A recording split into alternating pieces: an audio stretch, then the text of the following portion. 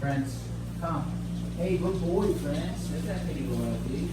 Good boy. That's so nice. Good boy. We like that.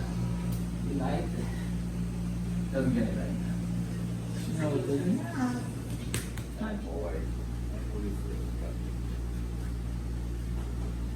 Ah, you see, that's why we're not using food. Because if I grab that food and let him know that that's part of what he can earn for recalling, then he recalls just fine.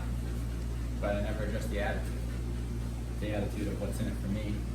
See, the simple fact is that this dog is used to having options. There's something as simple as his movements. So he believes he can just get up and walk somewhere. He's like, wow, what's out there? Just walk out. And that's because he hadn't, at a young age, been restricted.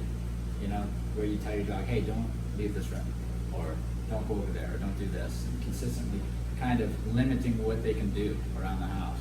That didn't happen with him, I can tell, because there's so many options. He sees this door, maybe I'll go over there, or maybe I'll get in the kennel, or maybe I'll come up and sniff this dog.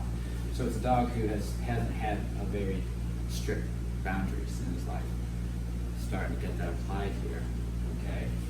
Good, so I don't want to entice him with something, I don't want him to earn this necessarily, because then the association is I do it to earn food, you know? And that's why I do it, rather than I do it because I was told to by a human. That's what we want, okay?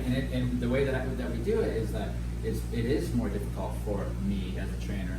It does take more patience and more finesse, you know? It's more difficult to do it this way than it is to entice them with something they want to earn. Once he's over the hump, is what we call it, once he accepts that he just listens to the humans and we don't see that attitude anymore, then adding food in and sharpening up his knowledge of the commands is no problem. Okay? Yeah, okay. Already his face looks different because he sees this. So maybe the food's involved, right? So you can see. You can always tell when a dog's trained to earn tug or some type of toy or food. You can always tell that when they're finally done and they're all done with their program and you go and interact with them, there's this anticipation of a reward with every command. And for a trainer like me, I know that leads to the dog eventually not listening. Come.